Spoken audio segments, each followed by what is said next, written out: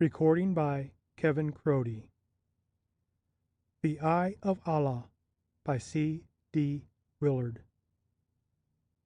On the fatal 7th of September, a certain Secret Service man sat in the President's chair and looked back into the Eye of Allah.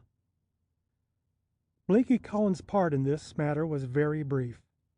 Blinky lasted just long enough to make a great discovery, to brag about it, as was Blinky's way, and then pass on to find his reward in whatever hereafter is set apart for weak-minded crooks whose heads are not hard enough to withstand the crushing impact of a lead-filled pacifier.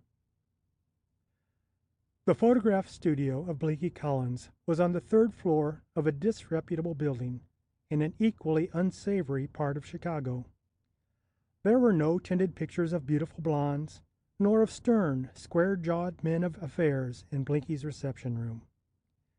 His clients, who came furtively there, were strongly opposed to having their pictures taken. They came for other purposes. For the photographic work of Mr. Collins was strictly commercial and peculiar. There were fingerprints to be photographed and identified for purposes of private revenge. Photographs of people to be merged and repictured in compromising closeness for reasons of blackmail. And even X-ray photography was included in the scope of his work.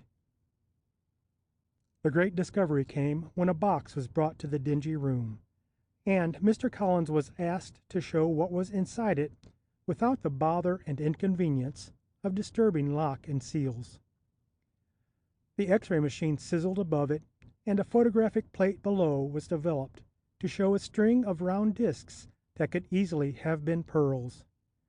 The temporary possessor of the box was pleased with the result, but Blinky was puzzled, for the developer had brought out an odd result. There were the pearls as expected, but too, there was a small picture superimposed, a picture of a bald head and a body beneath, seated beside a desk. The picture had been taken from above, looking straight down, and head and desk were familiar. Blinky knew them both. The odd part was that he knew also that both of them were at that instant on the ground floor of the same disreputable building, directly under and 2 floors below his workshop. Like many great discoveries, this of Blinky's came as the result of an accident. He had monkeyed with the X-ray generator and had made certain substitutions. And here was the result: a bald head and a desk, photographed plainly through 2 heavy wood floors. Blinky scratched his own head in deep thought. And then he repeated the operation. This time there was a blond head close to the bald one, and 2 people were close to the desk and to each other.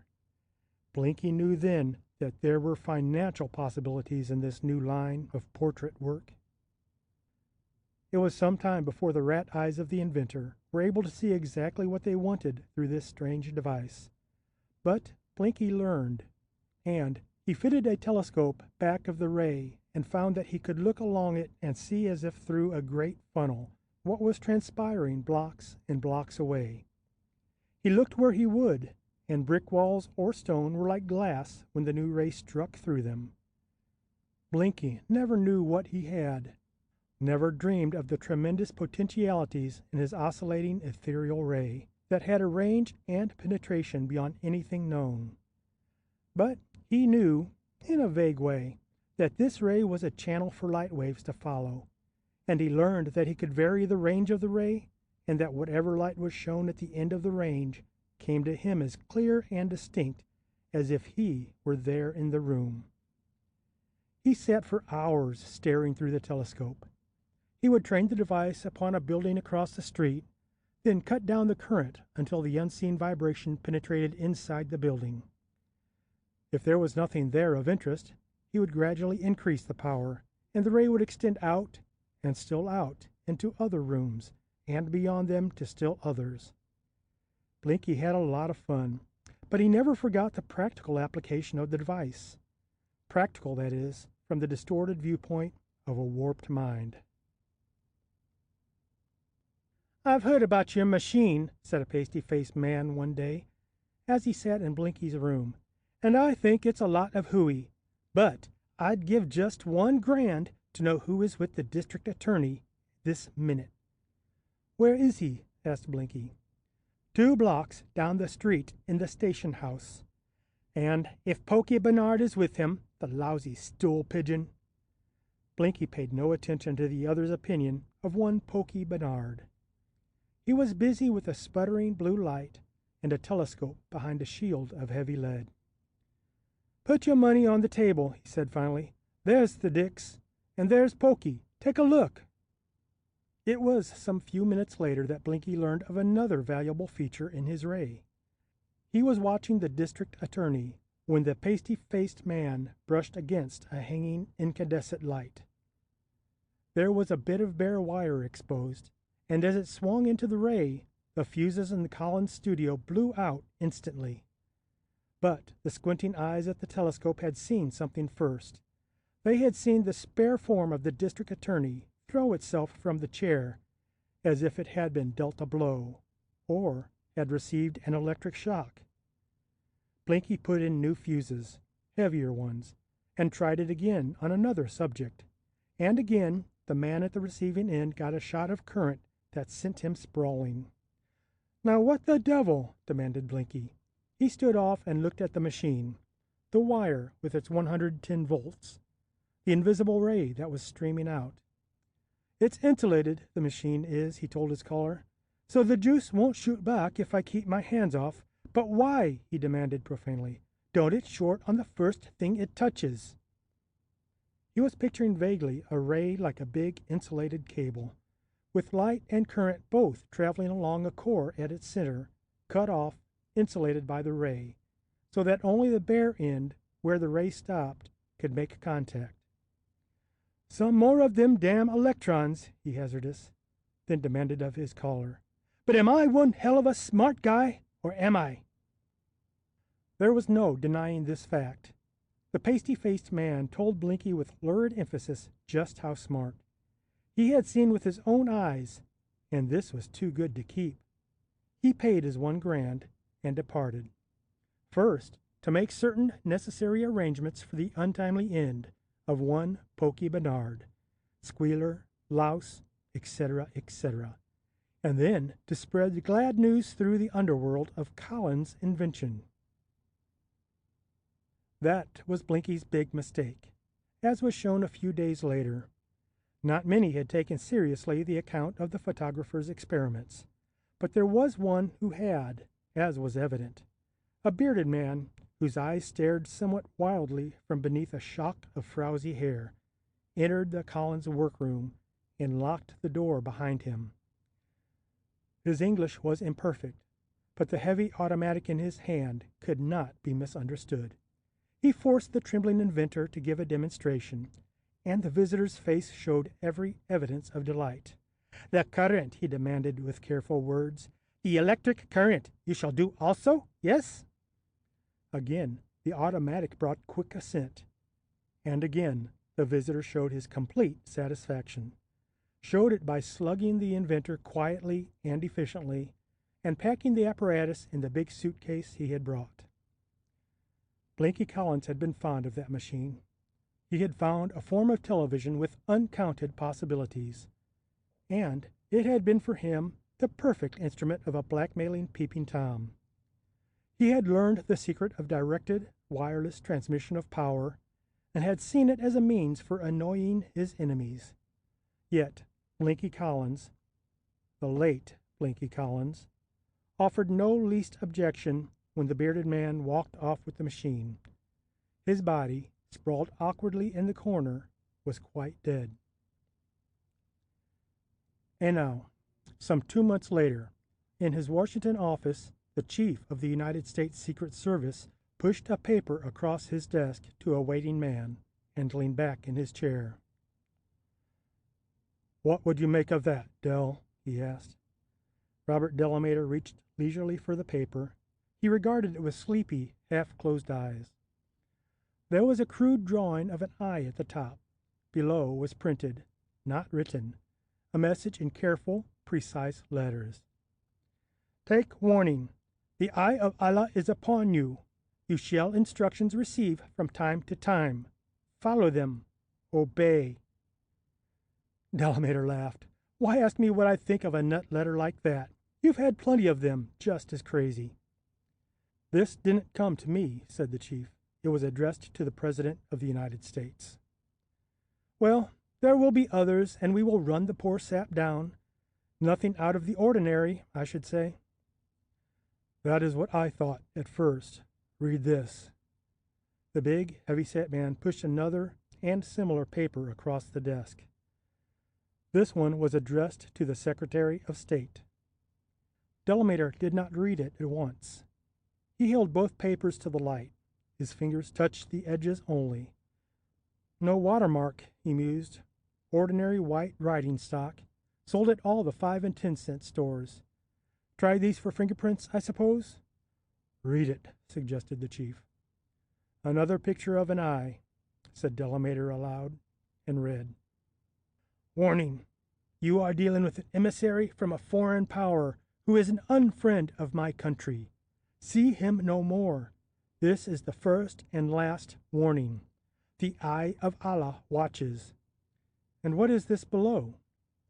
He did not care for your cigars, Mr. Secretary? Next time. But there must be no next time. Delamater read slowly, lazily. He seemed only slightly interested, except when he came to the odd conclusion of the note. But the chief knew Delamater, and knew how that slow indolence could give place to a feverish, alert concentration when work was to be done. Crazy as a loon, was the man's conclusion, as he dropped the papers upon the desk. Crazy, his chief corrected, like a fox. Read the last line again. Then get this. The Secretary of State is meeting with a foreign agent who is here very much incog. Came in as a servant of a real ambassador. Slipped quietly into Washington, and not a soul knew he was here. He met the Secretary in a closed room. No one saw him come or leave. Well, the Secretary tells me that in that room where nobody could see, he offered this man a cigar. His visitor took it, tried to smoke it, apologized, and lit one of his own vile cigarettes. Delamater sat a little straighter in his chair. His eyebrows were raised, now in questioning astonishment. Dictaphone? Some employee of the department listening in? Impossible. Now that begins to be interesting, the other conceded. His eyes had lost their sleepy look. Want me to take it on? Later. Right now I want you to take this visiting gentleman under your personal charge. Here is the name and the room and the hotel where he is staying. He is to meet with the Secretary tonight. He knows where. You will get to him unobserved, absolutely unseen. I can leave that to you. Take him yourself to his appointment, and take him without a brass band, but have what men you want tail you and watch out for spies. Then, when he is through, bring him back and deliver him safely to his room. Compray? Right. Give me Wilkins and Smead. I rather think I can get this bird there and back without being seen, but perhaps they may catch Allah keeping tabs on us at that. He laughed amusedly as he took the paper with the name and address. A waiter with pencil and order pad might have been seen some hours later, going as if from the kitchen to the 9th floor of a Washington hotel. And the same waiter, a few minutes later, was escorting a guest from a rear service door to an inconspicuous car parked nearby. The waiter slipped behind the wheel. A taxi, whose driver was half asleep, was parked 100 feet behind them at the curb. As they drove away and no other sign of life was seen in the quiet street, the driver of the taxi yawned ostentatiously and decided to seek a new stand. He neglected possible fares until a man he called Smead hailed him a block further on. They followed slowly after the first car, and they trailed it again on its return after some hours. Safe as a church, they reported to the driver of the first car. We'll swear that nobody was checking up on that trip. And, okay, Delamater reported to his chief the next morning. "Put one over on this self-appointed Allah that time." But the chief did not reply. He was looking at a slip of paper like those he had shown his operative the day before. He tossed it to Delamater and took up the phone. "To the Secretary of State," Delamater read. "You had your warning. Next time you disobey, it shall be you who dies." The signature was only the image of an eye. The chief was calling a number. Delamater recognized it as that of the hotel he had visited. "Manager, please. At once," the big man was saying. He identified himself to the distant man, then, "Please check up on the man in 947. If he doesn't answer, enter the room and report at once. I will hold the phone." The man at the desk tapped steadily with a pencil. Robert Delamater sat quietly, tensely waiting, but some sixth sense told him what the answer would be. He was not surprised when the chief repeated what the phone had whispered. "Dead? Yes. Leave everything absolutely undisturbed. We will be right over." "Get Dr. Brooks, Del," he said quietly. "The Eye of Allah was watching after all." Robert Delamater was silent as they drove to the hotel. Where had he slipped? He trusted Smead and Wilkins entirely. If they said his car had not been followed, it had not. And the visitor had been disguised. He had seen to that. Then, where had this person stood? This being who called himself the Eye of Allah. "Chief," he said finally, "I didn't slip, nor Wilkins or Smead." "Someone did," replied the big man. "And it wasn't the Eye of Allah either." The manager of the hotel was waiting to take them to the room. He unlocked the door with his passkey. "Not a thing touched," he assured the Secret Service men. "There he is, just the way we found him." In the doorway, between the bedroom and bath, a body was huddled. Dr. Brooks knelt quietly beside it. His hands worked swiftly for a moment. Then he rose to his feet. "Dead," he announced. "How long?" asked the chief. "Some time. Hours, I should say. Perhaps 8 or 10. "Cause?" The query was brief. "It will take an autopsy to determine that. There is no blood or wound to be seen." The doctor was again examining the partly rigid body. He opened one hand. It held a cake of soap. There was a grease mark on the hand. Delamater supplied the explanation. "He touched some grease on the old car I was using," he said. "Must have gone directly to wash it off. See? There is water spilled on the floor." Water had indeed been splashed on the tile floor of the bathroom. A pool of it still remained about the heavy, foreign-looking shoes of the dead man. Something in it caught Delamater's eye.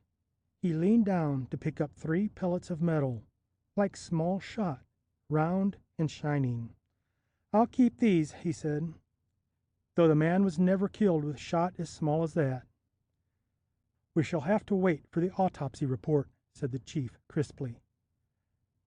"That may give the cause of death. Was there anyone in the room? Did you enter it with him last night, Dell?" "No," said the operative. "He was very much agitated when we got here. Dismissed me rather curtly at the door. He was quite upset about something. Spoke English none too well, and said something about a warning, and damned our Secret Service as inefficient." "A warning?" said the chief.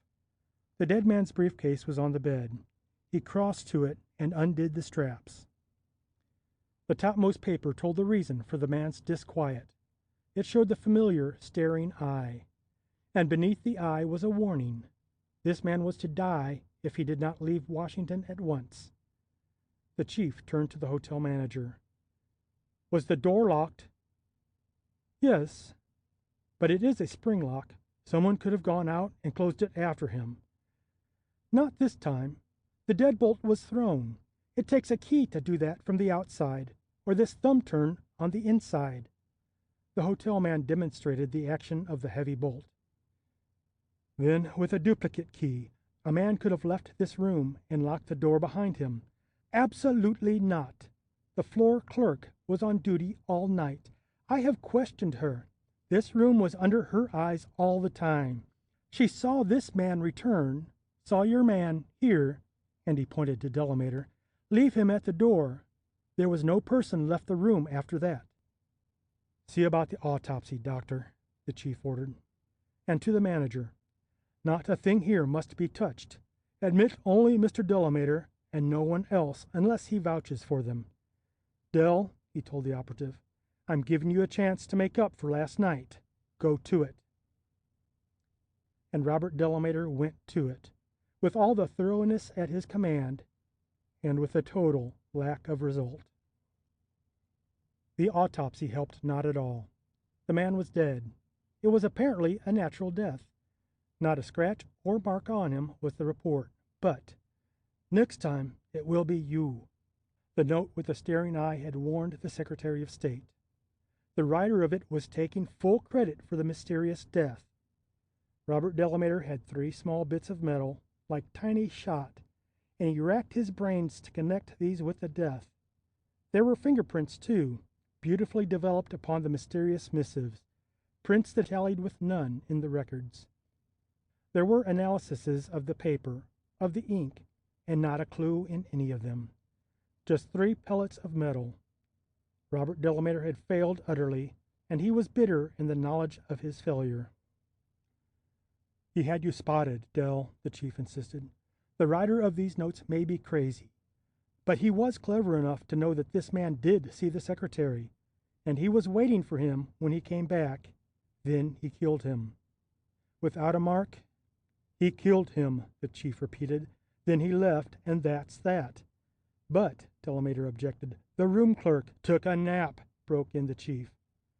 But Delamater could not be satisfied with the explanation. "He got his, all right," he conceded. "Got it in a locked room 9 stories above the street, with no possible means of bringing it upon himself, and no way for the murderer to escape.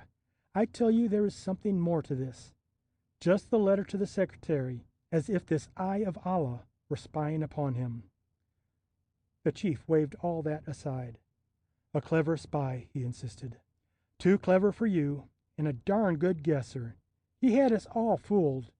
But we're dealing with a madman, not a ghost. And he didn't sail in through a 9th-story window, nor go out through a locked door. Neither did he spy on the Secretary of State in his private office. Don't try to make a supernatural mystery out of a failure, Del." The big man's words were tempered with a laugh, but there was an edge of sarcasm, ill concealed. And then came the next note, and the next. The letters were mailed at various points in and about the city. They came in a flood, and they were addressed to the President of the United States, to the Secretary of War, of the Navy, to all the cabinet members, and all carried the same threat under the staring eye. The United States, to this man, represented all that was tyrannical and oppressive to the downtrodden of the earth. He proposed to end it, this government first, then others in their turn. It was the outpouring of a wildly irrational mind that came to the office of the harassed chief of the United States Secret Service, who had instructions to run this man down, this man who signed himself the Eye of Allah, and do it quickly, for the notes were threatening. Official Washington, it seemed, was getting jumpy, and was making caustic inquiries as to why a Secret Service department was maintained. The chief himself was directing the investigation and getting nowhere. "Here is the latest," he said one morning, "mailed at New York." Delamater and a dozen other operatives were in his office. He showed them a letter printed like all the others. There was the eye, and beneath were words that made the readers catch their breath. "The Eye of Allah sees. It has warned. Now it will destroy. The day of judgment is at hand. The battleship Maryland is at anchor in the Hudson River at New York. No more shall it be the weapon of a despot government. It will be destroyed at 12 o'clock on September 5th. "Wild talk," said the chief. "But today is the 4th. The commander of the Maryland has been warned. Approach by air or water will be impossible. I want you men to patrol the shore and nail this man if he shows up. Lord knows what he intends. Bluffing, probably. But he may try some fool stunt. If he does, get him. 11:30, by the watch on Robert Delamater's wrist, found him seated in the bow of a speedboat the following morning. They patrolled slowly up and down the shore. There were fellow operatives, he knew, scores of them, posted at all points of vantage along the docks. 11:45, and the roar of seaplanes came from above, where air patrols were guarding the skies. Small boats drove back and forth on set courses. No curious sightseeing craft could approach the Maryland that day. On board the battleship, too, there was activity apparent. A bugle sounded, and the warning of bellowing claxons echoed across the water.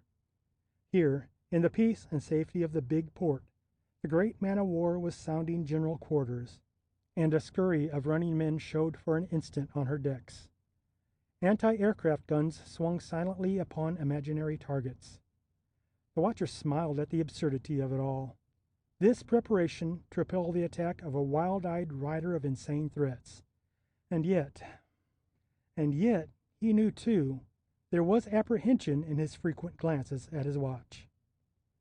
1 minute to go.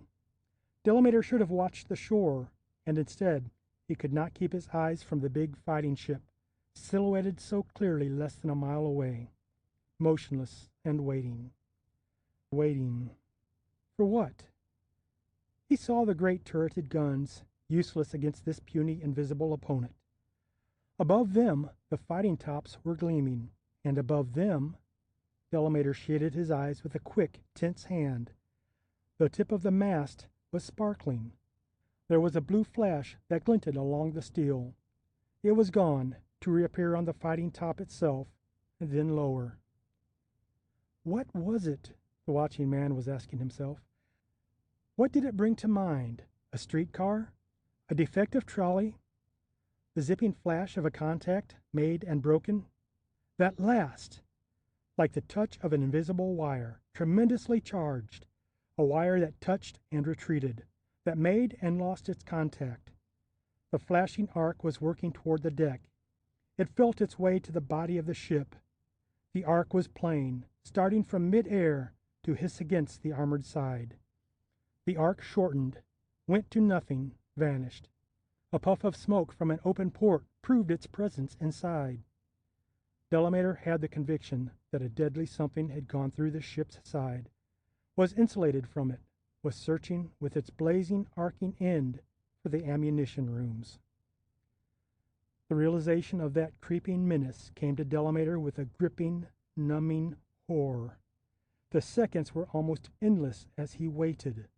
Slowly, before his terrified eyes, the deck of the great ship bulged upward. Slowly it rolled and tore apart. A mammoth turret with 16-inch guns was lifting unhurriedly into the air. There were bodies of men rocketing skyward. The mind of the man was racing at lightning speed, and the havoc before him seemed more horrible in its slow, leisurely progress. If he could only move, do something. The shock of the blasted air struck him sprawling into the bottom of the boat. The listener was hammered almost to numbness by the deafening thunder that battered and tore through the still air. At top speed, the helmsman drove for the shelter of a hidden cove. They made it an instant before the great waves struck high upon the sand spit. Over the bay hung a ballooning cloud of black and gray, lifting for an instant to show in stark ghastliness the wreckage, broken and twisted, that marked where the battleship Maryland rested in the mud of the harbor of New York. The eyes of the Secret Service men were filled with indelible impress of what they had seen. Again and again before him came the vision of a ship full of men in horrible, slow disintegration. His mind was numbed, and his actions and reactions were largely automatic. But somehow he found himself in the roar of a subway, and later he sat in a chair and knew he was in a Pullman of a Washington train. He rode for hours in preoccupied silence, his gaze fixed unseeingly, striving to reach out and out to some distant, unknown something which he was trying to visualize. But he looked at intervals at his hand that held 3 metal pellets. He was groping for the mental sequence which would bring the few known facts together and indicate their clause. A threat, a seeming spying within a closed secret room, the murder on the 9th floor, a murder without trace of wound or weapon. Weapon! He stared again at the tangible evidence he held, then shook his head in perplexed abstraction. No, the man was killed by unknown means. And now the Maryland, and a visible finger of death, touching, flashing, feeling its way to the deadly cargo of powder sacks. Not till he sat alone with his chief did he put into words his thoughts. "A time bomb did it," the chief was saying. "The officials deny it, but what other answer is there? No one approached that ship. You know that, Dell. No torpedo, nor aerial bomb. Nothing as fanciful as that." Robert Delamater's lips formed a wry smile.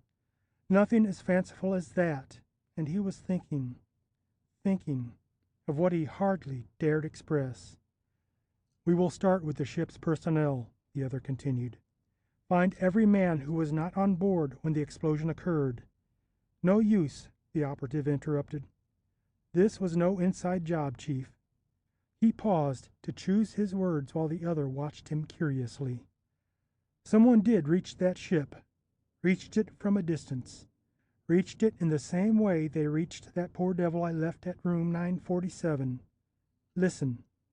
He told his superior of his vigil on the speedboat, of the almost invisible flash against the ship's mast.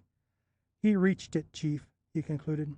"He felt or saw his way down and through the side of that ship, and he fired their ammunition from God knows where." "I wonder," said the big man slowly, "I wonder if you know just what you are trying to tell me, just how absurd your idea is. Are you seriously hinting at long-distance vision through solid armor plate, through these walls of stone and steel, and wireless power transmission through the same wall?" "Exactly," said the operative. "Why, Dell, you must be as crazy as this Eye of Allah individual. It's impossible." "That word," said Delamater quietly, "has been crossed out of scientific books in the past few years." "What do you mean?" "You have studied some physical science, of course?" Delamater asked. The chief nodded. "Then you know what I mean. I mean that up to recent years, science had all the possibilities and impossibilities neatly divided and catalogued. Ignorance, as always, was the best basis for positive assurance. Then they got inside the atom. And since then, your real scientist has been a very humble man. He has seen the impossibility of yesterday become the established fact of today." The chief of the United States Secret Service was tapping with nervous irritation on the desk before him. Yes, he agreed, and again he looked oddly at his operative. "Perhaps there is something to that. You work along that line, Dell. You can have a free hand. Take a few days off, a little vacation if you wish. Yes, and ask Sprague to step in from the other office. He has the personnel list." Robert Delamater felt the other's eyes follow him as he left the room. "And that about lets me out," he told himself. "He thinks I've gone cuckoo now." He stopped in a corridor.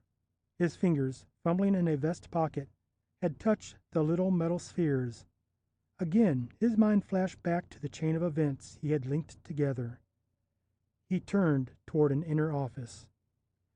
"I would like to see Dr. Brooks," he said, and when the physician appeared.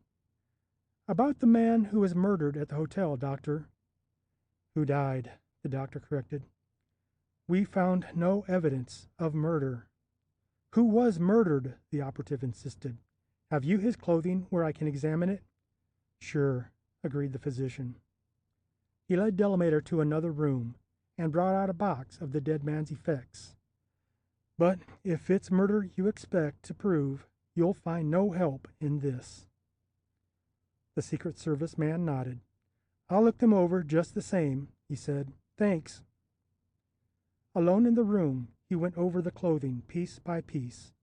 Again, he examined each garment, each pocket, the lining, as he had done before when he first took the case. Metal, he thought. He must find metal.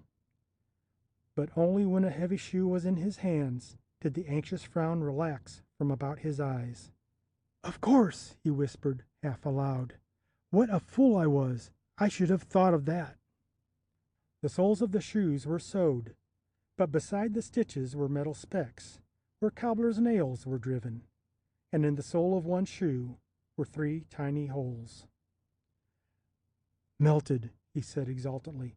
"Crazy, am I, Chief? This man was standing on a wet floor. He made a perfect ground. And he got a jolt that melted these nails when it flashed out of him."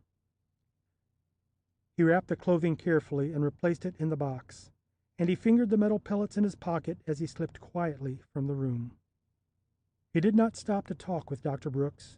He wanted to think, to ponder upon the incredible proof of the theory he had hardly dared believe. The eye of Allah, the maniac, was real, and his power for evil. There was work to be done, and the point of beginning was not plain. How far did the invisible arm reach? How far could the eye of Allah see? Where was the generator, the origin of this wireless power? Along what channel did it flow? A ray of lightless light, an unseen ethereal vibration. Delamater could only guess at the answers. The current to kill a man, or to flash a spark into silken powder bags, need not be heavy, he knew. 500, 1,000 volts, if the mysterious conductor carried it without resistance and without loss. People had been killed by house lighting currents, a mere 110 volts, when conditions were right. There would be no peculiar or unusual demand upon the power company to point him toward the hidden maniac. He tossed restlessly throughout the night, and morning brought no answer to his repeated questions. But it brought a hurry call from his chief. "Right away," was the instruction. "Don't lose a minute. Come to the office." He found the big man at his desk. He was quiet, unhurried, but the operative knew at a glance the tense repression that was being exercised, the iron control of nerves that demanded action and found incompetence and helplessness instead. "I don't believe your fantastic theories," he told Delamater. "Impractical. Impossible. But," he handed the waiting man a paper, "we must not leave a stone unturned." Delamater said nothing. He looked at the paper in his hand. "To the President of the United States," he read. "Prepare to meet your God Friday, the 8th, 12 o'clock. The signature he hardly saw. The staring, open eye was all too familiar. "That is tomorrow," said Delamater softly. "The President dies tomorrow." "No," exploded the chief. "Do you realize what that means? The President murdered, more killings to follow, and the killer unknown. Why, the country will be in a panic. The whole structure of the government is threatened." He paused, then added as he struck his open hand upon the desk, "I will have every available man at the White House." "For witnesses?" asked Delamater coldly. The big man stared at his operative. The lines of his face were sagging. "Do you believe, really, he can strike him down at his desk from a distance?" "I know it." Delamater's fingers played for a moment with 3 bits of metal in his pocket. Unconsciously, he voiced his thoughts. "Does the President have nails in his shoes, I wonder?" "What? What's that?" the chief demanded. But Delamater made no reply. He was picturing the President. He would be seated at his desk, waiting. And the bells would be ringing, and whistles blowing from distant shops when the bolt would strike. It would flash from his feet, through the thick rug, through the rug. It would have to ground. He paid no heed to his chief's repeated question. He was seeing, not the rug in the presidential office, but below it, underneath it, a heavy pad of rubber. "If he can be insulated," he said aloud, and stared unseeingly into his eagerly listening superiors. "Even the telephone cut. No possible connection with the ground. For God's sake, Dell, if you've got an idea, any hope at all, I'm up against it, Dell." The operative brought his distant gaze back to the room, and the man across from him.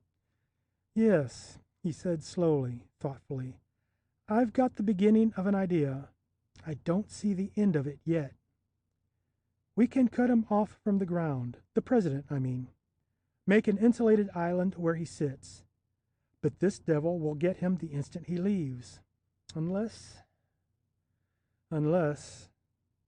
Yes, yes, the chief's voice was high-pitched with anxious impatience. For the first time, he was admitting to himself his complete helplessness in this emergency. "Unless," said Delamater, as the idea grew and took shape, "unless that wireless channel works both ways. If it does... The big man made a gesture of complete incomprehension. "Wait," said Robert Delamater sharply. If ever his sleepy indolence had misled his chief, there was none to do so now in the voice that rang like cold steel. His eyes were slits under the deep-drawn brows, and his mouth was one straight line. To the hunter there is no greater game than man, and Robert Delamater, man-hunter, had his treacherous quarry in sight. He fired staccato questions at his chief. "Is the president at his desk at 12? "Yes." "Does he know about this?" "Yes." "Does he know it means death?" The chief nodded. "I see a way, a chance," said the operative. "Do I get a free hand?" "Yes, good Lord, yes. If there's any chance of—" Delamater silenced him. "I'll be the one to take the chance," he said grimly. "Chief, I intend to impersonate the president. Now listen, the president and I are about the same build. I know a man who can take care of the makeup. He will get me by anything but a close inspection. This Eye of Allah, up to now, has worked only in the light. We'll have to gamble on that and work our change in the dark. The president must go to bed as usual. Impress upon him that he may be under constant surveillance. Then, in the night, he leaves. Oh, I know he won't want to hide himself, but he must. That's up to you. Arrange for me to go to his room before daylight. From that minute on, I am the president. Get me his routine for that morning. I must follow it so as to arouse no least suspicion." "But I don't see," began the chief. "You will impersonate him, yes, but what then? You will be killed if this maniac makes good. Is the president of the United States to be a fugitive? Hold on, said Delamater. He leaned back in his chair. His face relaxed to a smile, then a laugh. "I've got it all now. Perhaps it will work. If not—" A shrug of his shoulders completed the thought. "And I have been shooting it to you pretty fast, haven't I? Now, here is the idea. I must be in the president's chair at noon. This Allah person will be watching in, so I must be acting the part all morning. I will have the heaviest insulation I can get under the rug, and I'll have something to take the shot instead of myself. And perhaps I will send a message back to the Eye of Allah that will be a surprise. Is it a bet?" he asked. "Remember, I'm taking the chance, unless you know some better way." The chief's chair came down with a bang. "We'll gamble on it, Dell," he said. "We've got to. There is no other way. And now, what do you want?" "A note to the White House electrician," said Robert Delamater, "and full authority to ask for anything I may need, from the U.S. Treasury down to a pair of wire cutters." His smile had become contagious. The chief's anxious look relaxed. "If you pull this off, Dell, they may give you the Treasury, or the Mint at that. But remember, republics are notoriously ungenerous." "We'll have to gamble on that, too," said Robert Delamater. The heart of the nation is Washington. Some there are who would have us feel that New York rules our lives. Chicago, San Francisco, these and other great cities sometimes forget that they are mere ganglia on the financial and commercial nervous system. The heart is Washington, and Congress, to the contrary notwithstanding, the heart of that heart is not the domed building at the head of Pennsylvania Avenue, but an American home. A simple, gracious mansion standing in quiet dignity and whiteness above its velvet lawns. It is the White House that draws most strongly at the interest and curiosity of the homely, common throng that visits the Capitol. But there were no casual visitors at the White House on the 7th of September. Certain senators, even, were denied admittance. The president was seeing only the members of the cabinet and some few others. It is given to a Secret Service operative in his time to play many parts, but even a versatile actor might pause at impersonating a president.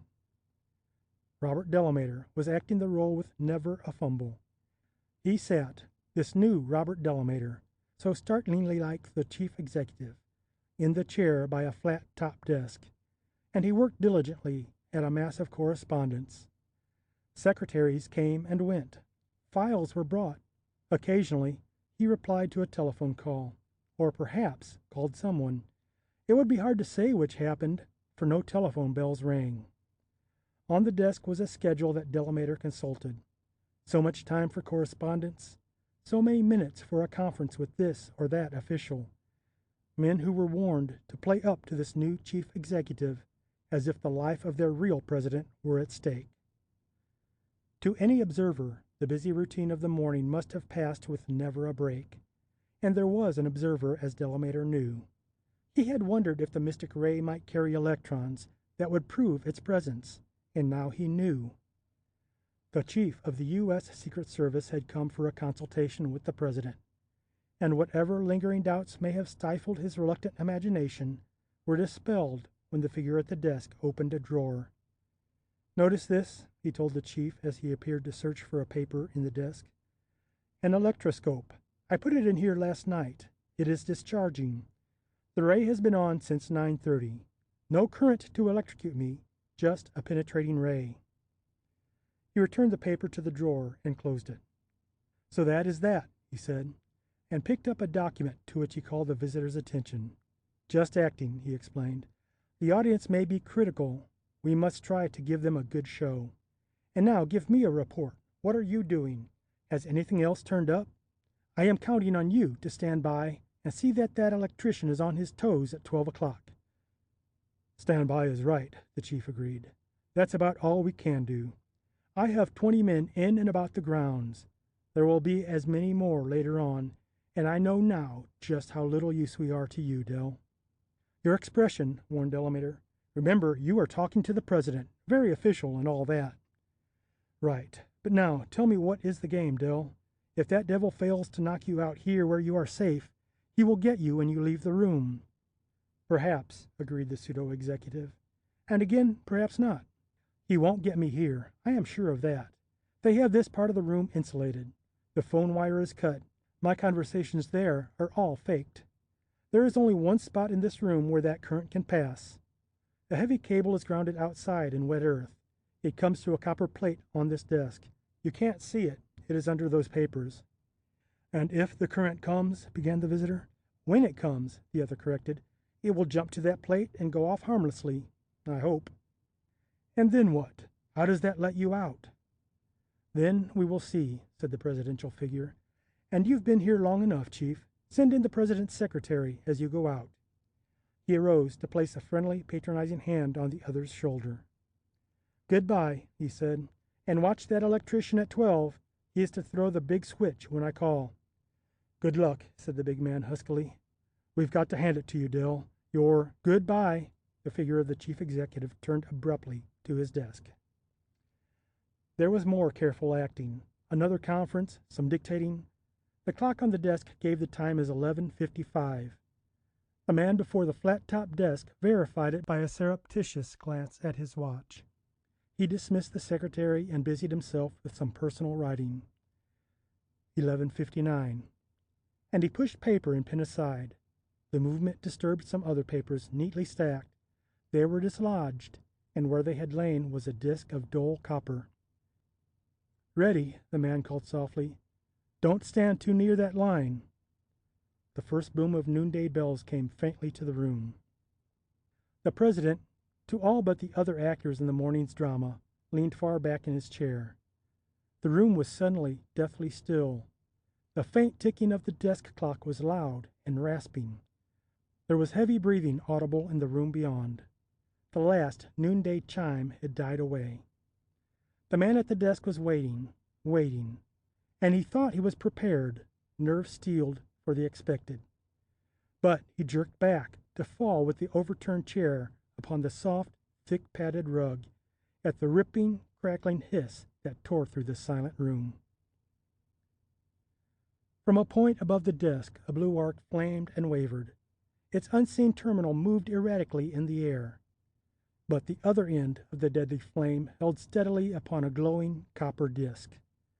Delamater, prone on the floor, saw the wavering point that marked the end of the invisible carrier of the current, saw it drift aside till the blue arc was broken.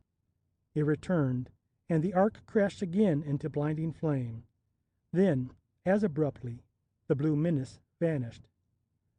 The man on the floor waited, and tried to hold fast to some sense of time. And then, "Contact!" he shouted. "The switch! Close the switch!" "Closed," came the answer from a distant room.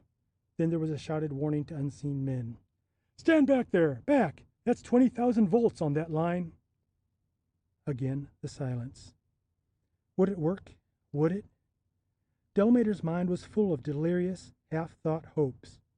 That fiend in some far-off room had cut the current meant as a death bolt to the nation's head. He would leave the ray on, look along it to gloat over his easy victory. His generator must be insulated. Would he touch it with his hand now that his own current was off? Make of himself a conductor? In the air overhead formed a terrible arc.